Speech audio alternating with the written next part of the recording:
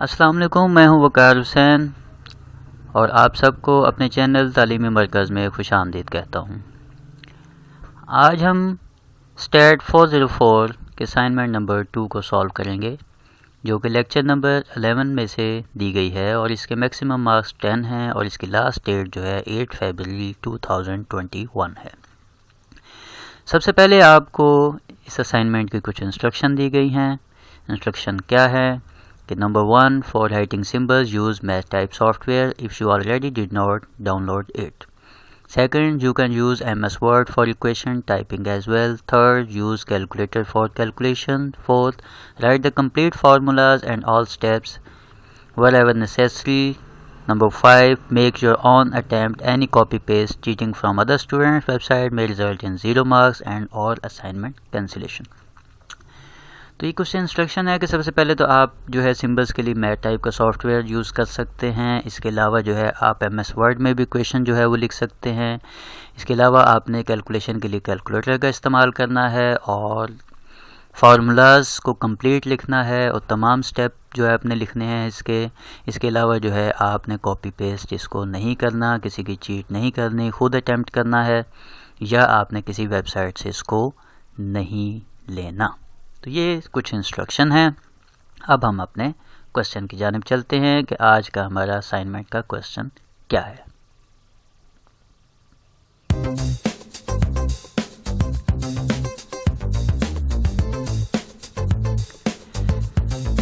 Question इसका दिया गया है कि fit a second degree parabolic curve to the following data.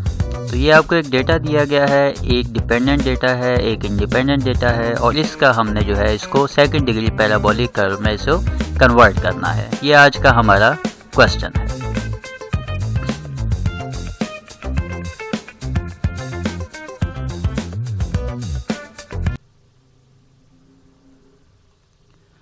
Stat 404 assignment number 2 question क्या है कि fit a second degree parabolic curve to the following data.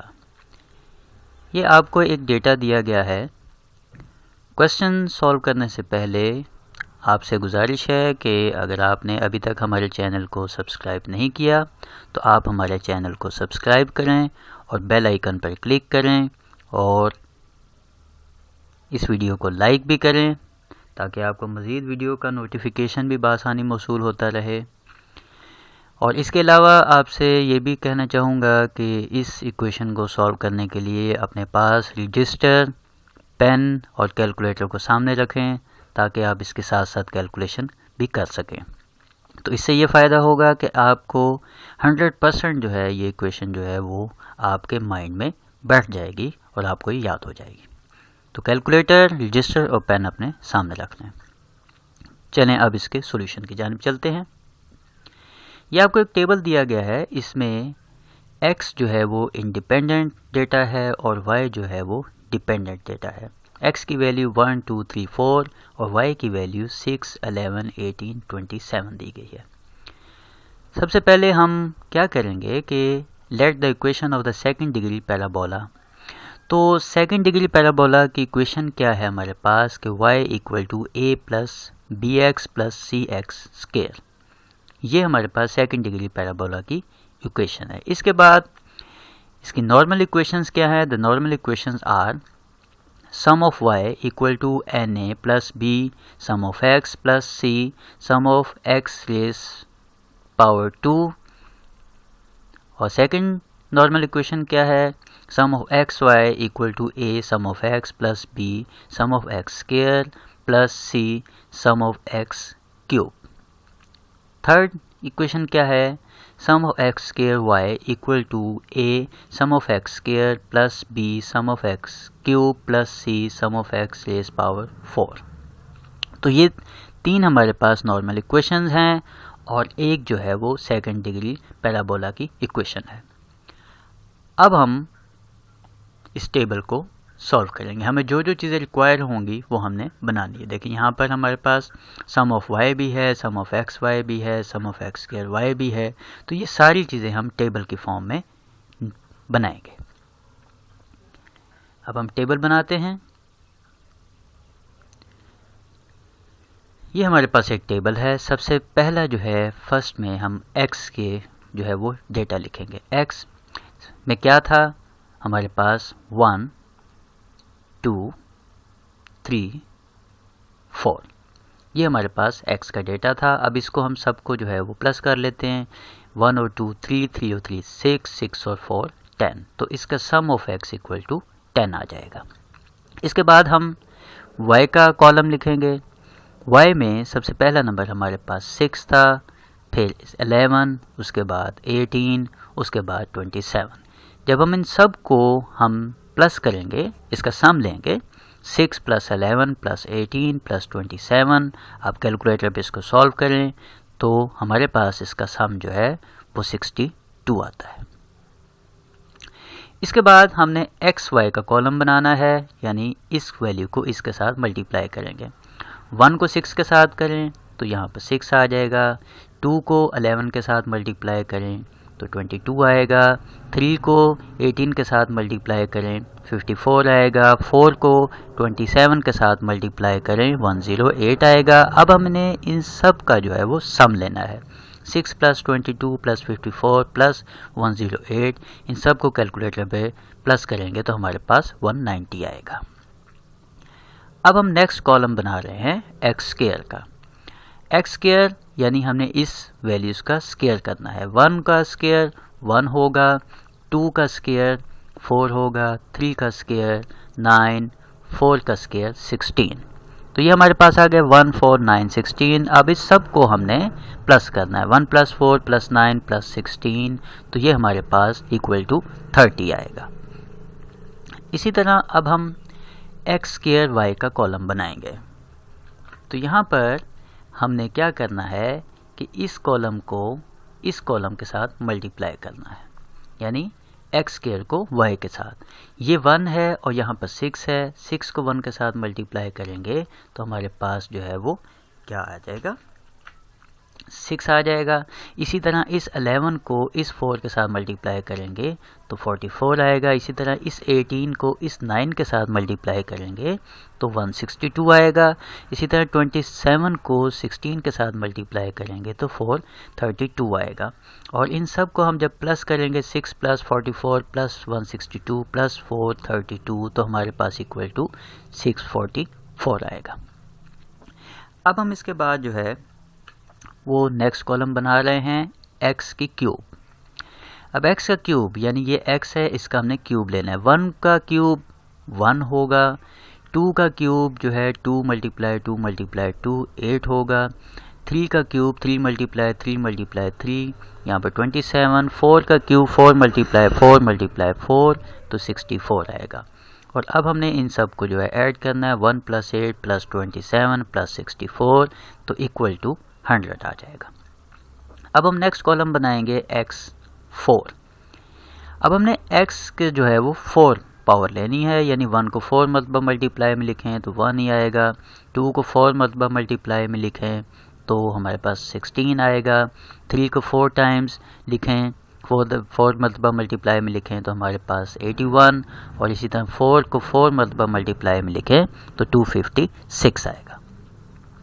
तो अब हमारे पास जब हम इसका सम निकालते हैं 1 प्लस 16 प्लस 81 प्लस 256, तो हमारे पास इक्वल टू 354 आ जाएगा। तो ये हमारे पास टेबल जो है ये कंप्लीट हो गया। हमने टेबल कंप्लीट कर लिया। अब हम जो है यही वैल्यूज़ जो है ये नॉर्मल इक्वेशंस में हम पुट करते जाएंगे। तो putting these values in the normal equations, तो सबसे पहली हमारी इक्वेशन थी sum of y equal to n a plus b sum of x plus c sum of x square. अब यहाँ पर हमने सम ऑफ y जो है वो यहाँ पर देखें, सम ऑफ y 62 है, हमने इसकी जगह 62 लिखा। उसके बाद इक्वल का साइन n यानी डेटा, नंबर ऑफ डेटा पूछा गया है, नंबर ऑफ डेटा n जो है वो नंबर ऑफ डेटा को शो करता है। तो हमारे पास कितनी वैल्यूज़ थी, 1 2 3 4, तो 4 वैल्यूज़ हमारे पास थी। तो हमारे पास n जो है वो 4 होगा। a हमें अभी मालूम नहीं है, हमने एज इट इज़ लिख दिया प्लस। उसके बाद सम ऑफ x की वैल्यू जो है वो 10 है, हमने सम ऑफ x 10 लिखा और b इसके साथ एज इट इज़ आ गया। फिर प्लस का साइन, फिर सम of x square. Sum of x square हमारे पास यहाँ पर 30 है, हमने यहाँ पर 30 लिखा और c एज इट इज़ आ गया। इसके बाद अब हम क्या करेंगे, ये हमारे पास वैल्यूज़ थी। अब 62 equal to 4a plus 10b plus 30c यहाँ तक हमने लिखा था। अब हम क्या करेंगे, इस सब में से हम तीनों में से कॉमन ले रहे हैं। इन तीनों में से 2 को कॉमन लिया तो बाकी हमारे पास 2a plus 5b plus 15c रह गया। इन तीनों में से हमने कॉमन लिया। अब ये 2 जो है, इस 2 को यहाँ से हम ख़त्म करेंगे और लेफ़्ट हैंड साइड पे ले जाएंगे। यहाँ ये मल्टीप्लाई है, लेफ़्ट हैंड साइड पे जाके ये डिवाइड हो जाएगा 62 से। जब इस 62 को 2 पे डिवाइड करेंगे तो 31 आएगा और equal to 2a plus 5b plus 15c। इसको हमने इक्वेशन 1 का नेम दिया। इसके बाद हमारे पास सेकंड नॉर्मल इक्वेशन थी, उसको हम देखेंगे। Second normal equation sum of x y equal to a sum of x plus b sum of x square plus c sum of x cube. अब यहाँ हम इसकी वैल्यू रखेंगे। सम ऑफ एक्स वाई की वैल्यू देखें, यहाँ पर मैंने लिखी है 190 है, वो हमने 190 लिखी। फिर a की वैल्यू हमारे पास जो है वो नहीं है। सम ऑफ एक्स की वैल्यू हमारे पास 10 है, हमने लिखा 10a plus sum of x square की वैल्यू हमारे पास 30 है, हमने 30 लिखा। b एज इट इज़ इसके साथ आ गया, फिर प्लस का साइन। फिर सम ऑफ एक्स क्यूब हमारे पास 100 है और c एज इट इज़ इसके साथ आ गया। अब इन तीनों में से हमारे पास जो है वो 10 कॉमन आ सकता है। 10 को कॉमन लिया तो बाकी हमारे पास क्या बचा, a plus 3b plus 10c। अब इस 10 को जब हम 190 पर डिवाइड करेंगे, 10 को वहाँ ले जाएंगे तो 190 से डिवाइड होगा। जब डिवाइड होगा तो हमारे पास आंसर 19 आ जाएगा, equal a plus 3b plus 10c। इसको इक्वेशन 2 का नेम दिया। अब हम थर्ड नॉर्मल इक्वेशन को देखेंगे। थर्ड नॉर्मल इक्वेशन क्या थी, sum of x square y equal to a sum of x square plus b sum of x cube plus c sum of x raise power 4। अब हम यहाँ पर इसकी values रखेंगे। Sum of x square y की value हमारे पास 644 है, वो हमने यहाँ पर रखा। फिर सम ऑफ एक्स स्क्वायर हमारे पास 30 है, 30 आ गया, a as it is plus का साइन। फिर सम ऑफ एक्स क्यूब हमारे पास 100 है, 100 b एज इट इज़ आ गया, फिर प्लस का साइन। सम ऑफ एक्स 4 354 है, उसके साथ c एज इट इज़ आ गया। अब इन तीनों में से जो है वो 2 कॉमन आ रहा है, 2 को हमने कॉमन लिया और जब 2 को हम इधर 644 पर ले जाएंगे तो वहाँ जाकर डिवाइड होगा तो हमारे पास क्या आ जाएगा, डिवाइड करने के बाद 332 equal to 15a plus 50b plus 177c। तो इसको हमने इक्वेशन 3 का नाम दिया। अब हम क्या करेंगे, ये जो हमारे पास 3 इक्वेशंस आई हैं इसको हम मैट्रिक्स के फॉर्म में लिखेंगे और रॉ ऑपरेशन अप्लाई करेंगे। तो यहाँ देखें, ये मैंने लिखा 2a plus 5b plus 15c equal to 31 था, तो मैंने जो है इसको मैट्रिक्स के फॉर्म में लिखा 2 5 15 और 31 यहाँ पर आ गया। इसी तरह सेकंड इक्वेशन थी हमारे पास a plus 3b plus 10c equal to 19, तो मैंने a की जगह पे 1, b के साथ 3 है, 3 आ गया, c के साथ 10 है, यहाँ 10 आ गया, इक्वल टू 19 यहाँ पर लिख दिया। इसी तरह थर्ड इक्वेशन हमने बनाई, यहाँ पर जो है a के साथ 15 है, 15 लिखा, b के साथ 50 है, 50 लिखा, c के साथ 177 है, वो यहाँ पर लिख दिया और इक्वल टू 322 आ गया। अब हम यहाँ पर जो है वो रॉ ऑपरेशन अप्लाई करेंगे। क्यों अप्लाई करेंगे, ताकि मेरे पास a, b और c की वैल्यू सेपरेट हो सके, क्योंकि हमें a, b और c की वैल्यू चाहिए। उसको निकालने के लिए हम जो है इधर मैट्रिक्स फॉर्म में रॉ ऑपरेशन को अप्लाई कर रहे हैं। अब सबसे इधर मैं यहाँ पर 2 ऑपरेशन कर रहा हूँ। एक रो 1 में से रो 2 को माइनस करूँगा ताकि मेरे पास इस जगह पर 1 आ जाए, और सेकंड जो है यहाँ पर 15 है, तो इस 15 की जगह पे 0 आ सकता है अगर मैं इस log 2 को जो है वो 15 से मल्टीप्लाई कर दूँ। तो ये 2 ऑपरेशन जो है मैं करूँगा। अब देखें, सबसे पहले जो है ये, क्योंकि हम 2 ऑपरेशन कर रहे हैं, रो 1 और रो 3 का ऑपरेशन कर रहे हैं, तो मैंने से रो 2 की वैल्यू लिखी है और बाकी को छोड़ दिया है। अब इसको सॉल्व कर रहे हैं। देखें, यहाँ पर रो 1 में से रो 2 को जो है वो माइनस करना है। अब यहाँ पर इस में से इसको हमने माइनस करना है। 2 में से 1 को निकालेंगे तो हमारे पास 1 आएगा, वो यहाँ पर आ गया। इसके बाद इस 5 में से 3 को निकालेंगे तो 2 आएगा, वो यहाँ पर आ गया। 15 में से 10 को माइनस करेंगे तो यहाँ पर 5 आ जाएगा। 31 में से 19 को माइनस करेंगे तो 12 आ जाएगा, वो यहाँ पर आ गया। तो ये हमारे पास रो 1 का ऑपरेशन हो गया। अब हम रो 3 का ऑपरेशन करेंगे। अब रो 3 में से रो 2 को जो है वो माइनस करना है, लेकिन रो 2 को जो है वो 15 के साथ मल्टीप्लाई करना है। अब देखें रो 2, ये रो 2 है, ये रो 3 है। अब रो 2 को पहले 15 से मल्टीप्लाई करूँगा, उसके बाद हम उसको सब्ट्रैक्ट करेंगे।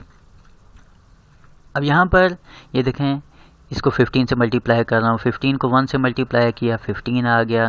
15 को 3 से मल्टीप्लाई किया, 45 आ गया। 15 को 10 से मल्टीप्लाई किया, 150।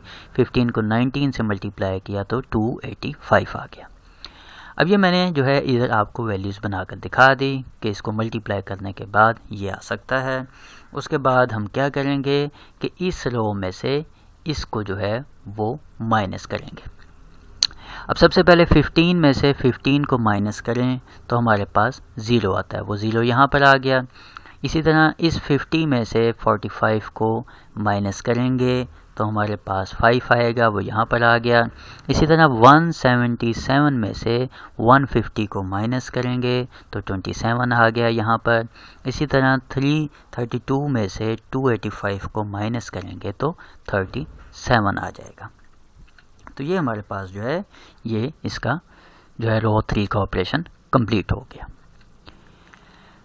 अब इसके बाद हम इस नेक्स्ट स्टेप पे चलते हैं। अब यहाँ पर हम जो है रो 2 में से रो 1 को माइनस कर रहे हैं। अभी क्यों कर रहा हूँ, ताकि मेरे पास यहाँ पर 0 आ जाए। तो यहाँ पर 0 लाने के लिए इस रो में से इस रो को जो है यानी रो 2 में से रो 1 को जो है वो माइनस करेंगे तो मेरे पास जो है वो क्या आता है हम देखते हैं। अब देखें, सबसे पहले क्या है हमारे पास, इस रो में से ये वाली रो 2 और ये वाली रो 1 इसको माइनस कर रहे हैं।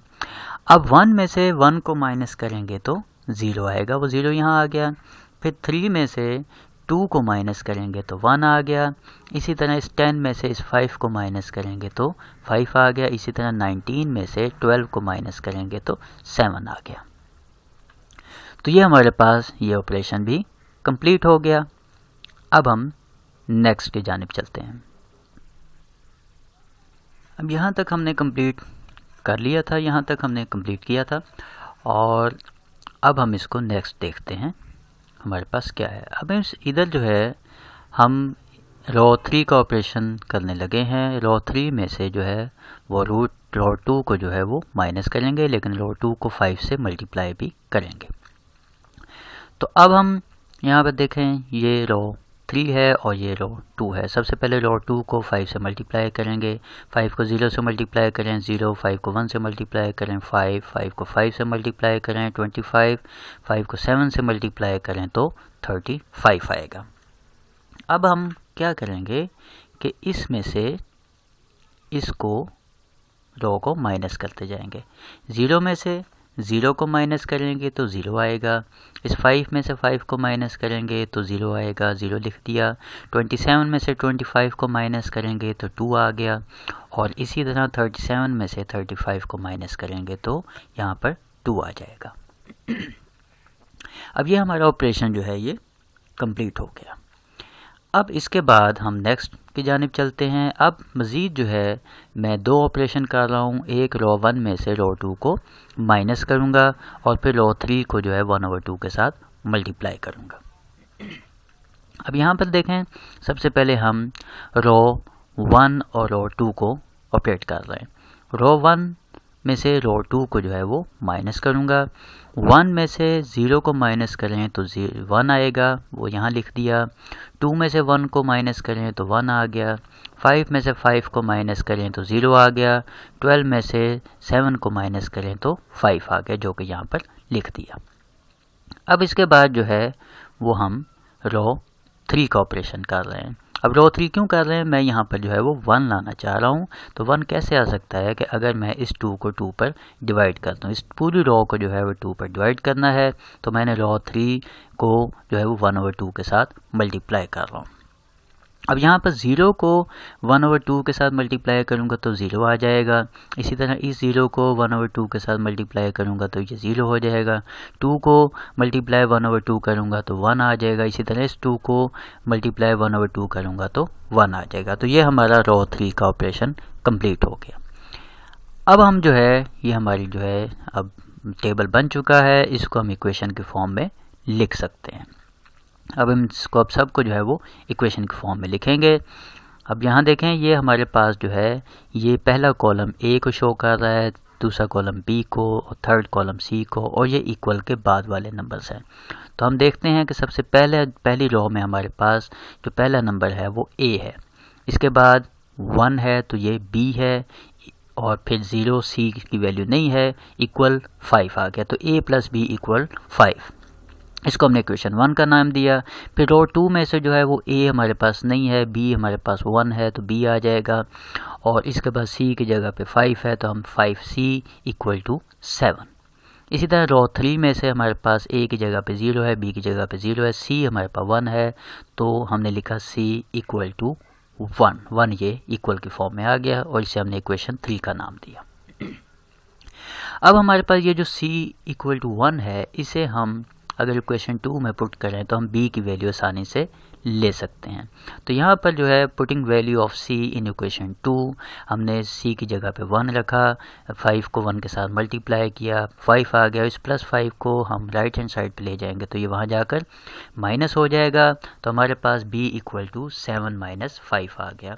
7 में से 5 को निकालें तो हमारे पास 2 आ जाता है, तो b की वैल्यू भी हमारे पास आ गई। अब हम अगर इस b की वैल्यू को हम इक्वेशन 1 में पुट करते हैं तो a की वैल्यू आसानी से ले सकते हैं।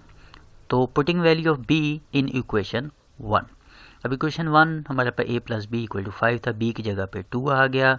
अब इस 2 को जो है वो राइट हैंड साइड पे ले जाएंगे, यहाँ प्लस है वहाँ जाकर ये माइनस हो जाएगा, तो a इक्वल टू 5 माइनस 2, तो a की वैल्यू जो है वो 3 आ जाएगी। अब हमारे पास a भी है, b भी आ गया और c भी आ गया। a equal to 3, b equal to 2, c equal to 1। अब हम इसको जो है वो अपनी इक्वेशन यानी जो सेकंड डिग्री पैराबोला इक्वेशन थी उसके अंदर जो है हम इसको पुट करके अपनी इक्वेशन को निकाल सकते हैं। अब इक्वेशन हमारे पास क्या थी, y equal to a plus b x plus c x square. तो यहाँ पर आपने a की जगह पे a की वैल्यू, b की जगह पे b की वैल्यू, c की जगह पे जो है उसकी वैल्यू 1 रखी, तो हमारे पास इक्वेशन क्या बन गई, y equal to 3 plus 2x plus x square. तो ये हमारी जो है आज की असाइनमेंट का सॉल्यूशन था और यही हमारा रिक्वायर्ड आंसर था। आई होप आपको जो है इस इक्वेशन की समझ आ गई होगी। अगर आपको किसी बात की समझ नहीं आई तो आप कमेंट बॉक्स में मुझे बता सकते हैं। आखिर में यही कहना चाहूँगा कि अगर आपको ये वर्क पसंद आया है, हमारी असाइनमेंट हमारी वर्किंग पसंद आई है, तो इस वीडियो को लाइक ज़रूर करें, और अगर आपने सब्सक्राइब नहीं किया तो सब्सक्राइब भी करें, अपने दोस्तों के साथ इसको शेयर भी करें ताकि हमारी हौसला अफजाई हो सके।